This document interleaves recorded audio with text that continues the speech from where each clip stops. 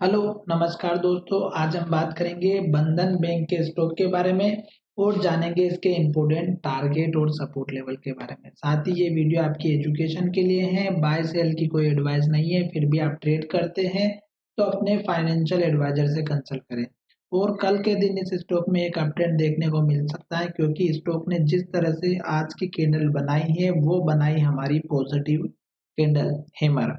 और जब भी इस कैंडल को डाउन में देखने को मिलती है सपोर्ट लेवल पे, तो स्टॉक में एक अपट्रेंड जरूर आता है। तो आपको इस कैंडल के लो का स्टॉप लॉस रखना है और इस कैंडल के हाई का ब्रेकआउट होने का वेट करना है। साथ ही वॉल्यूम को भी चेक करना है और डिलीवरी परसेंटेज को भी चेक करना है कि ब्रेकआउट किस तरह से आ रहा है। कि कहीं वॉल्यूम के साथ में स्टॉक में ब्रेकआउट तो आया है पर वॉल्यूम ही नहीं आ रहा है, वॉल्यूम आ गया तो डिलीवरी नहीं आ रही है। ऐसी सारी चीजें आपको ध्यान में रखना है।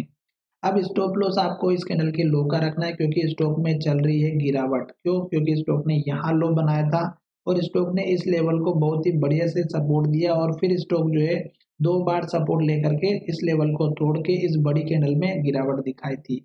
तो अब आपको जो टारगेट रखना है वो आपको इसी कैंडल के लो का रखना है, सबसे छोटा वाला टारगेट।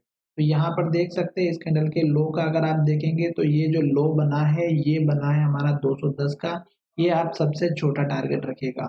उसके बाद दूसरा टारगेट आप अगर आप देखेंगे तो स्टॉक ने जो है हमारा यहाँ पर जो ये सपोर्ट लेवल बनाया था पहले, यहाँ पर अभी स्टॉक ने क्लोजिंग दी है। तो ये आप जो है स्टॉक के लेवल को लेकर के चलिएगा, क्योंकि स्टॉक जब भी इसके पास में आएगा तो स्टॉक या तो ऊपर जाएगा या यहाँ से नीचे जाएगा, सपोर्ट या हाई लो को ब्रेकआउट करेगा। तो जैसे ही हमारा ये टारगेट हिट होता है, जैसे यहाँ पर भी बना था, तो आप एक छोटा टारगेट और रख सकते हैं जो यहाँ पर इस कैंडल का आई है 215 रुपए का।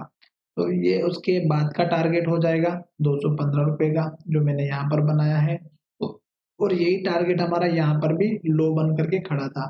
फिर उसके बाद ऊपर का टारगेट देखिएगा इस कैंडल के लो के आसपास का है, तो ये आपके लिए उसके बाद का टारगेट रहेगा। और ये लेवल अगर आप देखेंगे तो 222 के। तो ये 3-4 टारगेट मैंने आपको बता दिए हैं।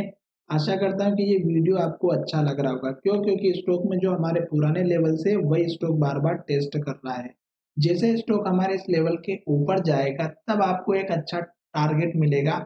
और वो टारगेट अगर आप देखेंगे तो यहाँ पर दिखाई दे रहा होगा, जो 250 रुपए के आसपास का है। छोटा टारगेट भी देखेंगे तो यहाँ पर बना हुआ है 234 रुपए का।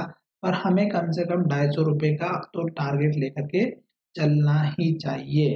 तो ये चीज आपको ध्यान में रखना है। साथ ही स्टॉक ने ये जो रेंज थी, जैसे ऊपर की रेंज और नीचे की रेंज थी, इसको तोड़ा है। तो ये जो रेंज का जो लेवल है ये बहुत ही मुश्किल से टूटेगा, तब जाके स्टॉक ऊपर की तरफ जाएगा। तो वीडियो हम केवल आपको बाय सेल की तो कोई एडवाइस नहीं देते, केवल एजुकेशन के लिए बनाते हैं। और देखिएगा यहाँ पर भी स्टॉक ने वही पॉजिटिव कैंडल बनाई थी, पर मार्केट डाउन होने की वजह से स्टॉक ने इस लेवल को ब्रेक कर दिया और गिरावट दिखा दी।